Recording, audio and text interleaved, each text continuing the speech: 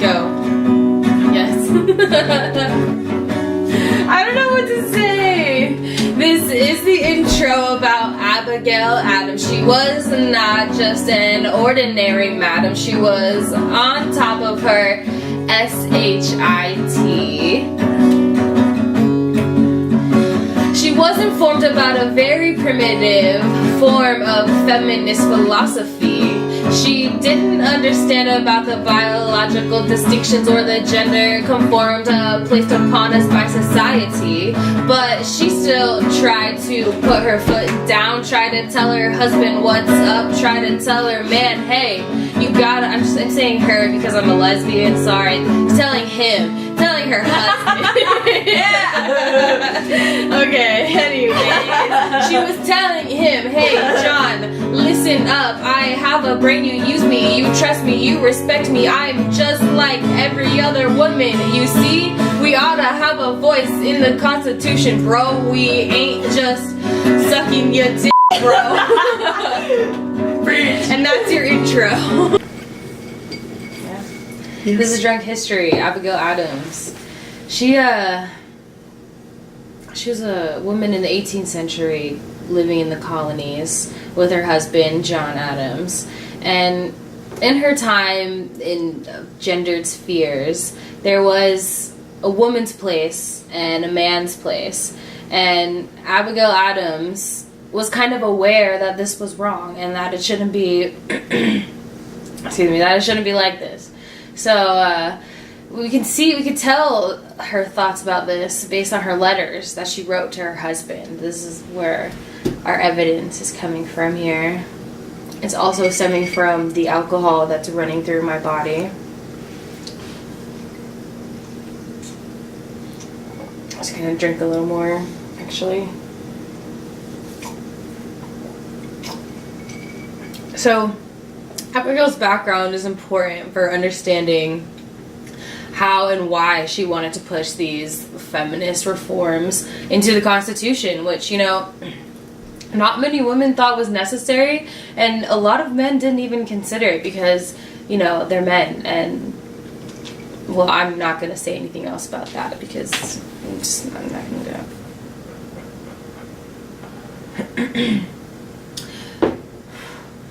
So as a Scorpio, Abigail Adams was bound to be driven by something. And she was born into a wealthy family. Her dad was a reverend. She had all this access to like knowledge and wealth and opportunity. And so she took it and she learned and she educated herself. And that's how she became the woman who fought for women's rights in our Constitution. Like, I just imagine her... you know, like doing her laundry one day and being like, oh, gotta clean John's stains because he making a mess and he a man. And, you guys are she cleaned it and she's like, you know what? I wish I lived in the 21st century when they had a dishwasher. I said dishwasher. God. So growing up, Abigail Adams and her brother, you know, they were kids. They lived side by side. They did the same thing, but because of society, their roles in what they were going to do was completely different. So her brother, he got to go to Harvard, but, you know, her parents married her off to John Adams. And this is where I think her like educational learning comes in. She just tries to absorb all this information from Shakespeare, her other influence, John Henry Milton. So she read all these people and her patients, and then she planned of how she was going to change things. And, you know, like, she basically just said, F Harvard, I don't need you.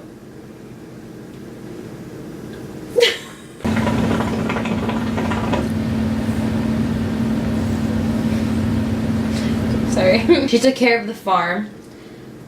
She was the lady of the house, and she ran the business. So she was pretty suave. And her husband, he like kind of took for granted all of these things. And you know, she made him hella money off of bond speculation, even though he wanted her to invest it in land.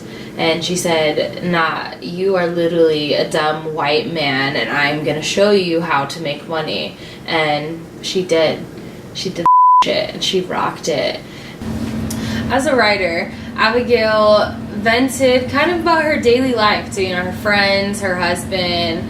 She sent these letters out, but she had to be careful not to kind of like upset the gender norms, because her letter could be intercepted by someone. So she kind of talked in like a double entendre way that was subtle and very nuanced in how she described the gender relations. And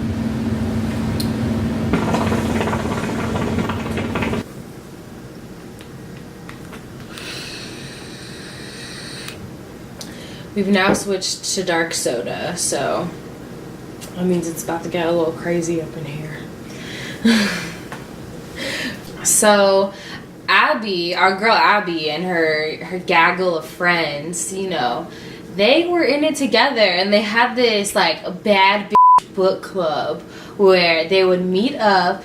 And this is in candlelight lighting, like there's no electricity, and they would meet up and they would have all these books, but like, our husband said we couldn't read these. Like, they're talking about how women, like, yeah, we don't have to do dishes all the time. Like, a man knows how to use a sponge. And so they would like spread all this around, and then another lady's like, yeah, my book, like my husband said I couldn't read it because I need a reason. Give me a reason. Because the woman was educated. Because the woman went to school and she learned how to read and write a thesis, and she actually wrote like a valid argument, and I think that like scared the out of my husband, and so he doesn't want me to read it. So like, let's all share it around. So these bad book blah blah blah blah, these bad book club meetings were happening, and these ladies were educating themselves, and it was a community of prosperity and greatness that shouldn't be forgotten. The year is 1788 in Boston at a bad book club meeting. There's techno music bumping. The lights on the floor are going. Abigail Adams meets Judith Sargent Murray. At first, it's just a gaze across the bar. In the 21st century, we call it the lesbian gaze. And Judith looks over at Abigail, and they make eye contact, and Abigail's like, whoa, I bet this girl has got some theories.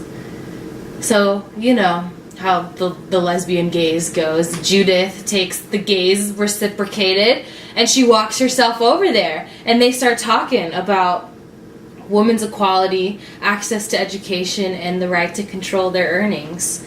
Like, it's 1788. America's got to get their shit together. And she starts talking about these essays that they've written, I know grammar, and, you know, Judith is already known in the community for being an advocate for women's rights. So her meeting Abigail Adams at the Bad Book Club meeting was really just a sign of fate that feminism is forever.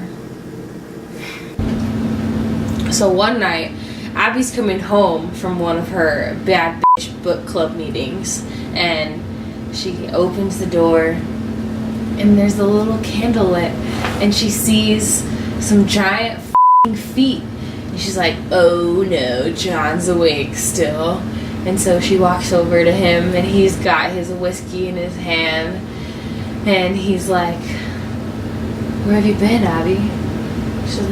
She says, you know, I've just been hanging out with the girls. He's like, I know that you have been trying to enrich your mind with feminist literature, and I need it to stop. And she's like, well, that's very specific, and I don't know how you know that, but I'm gonna need you to stop prying into my life and let me be. And also, I need you to put the voice of woman in the Constitution. He said, that was so random. Are you drunk right now, Abby? And she said, you know, I might be a little bit, but aren't you too, bitch?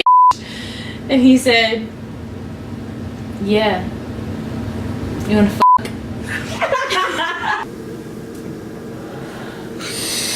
Hey, that one was like right on it. Hell yeah. Okay, Abigail Adams. We can think of her feminism as sort of like the questioning phase. Like, why can't women do this? Why can't women do that? And it's kind of like the framework for American feminism and its growth. It started as questioning, and then it was the white woman questioning, and then it was, wait, every woman is a woman and every person has the same value as a woman, so like let's defend everyone but still maintain that women have a voice in society. And I think that's kind of where we are today. So Abby Adams, you know, I'm glad I had the opportunity to learn about her and be drunk and speak to the camera about her lifetime and her goals. And you know, her feminism, it was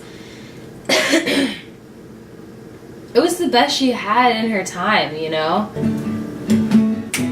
This is Drunk History, and this is Country Roads. Country roads, take me home to the place that I belong. West Virginia, Mountain Mama, take me home. Country roads, country roads, take me home to the place I belong. West Virginia, Mountain Mama, take me home. Country roads.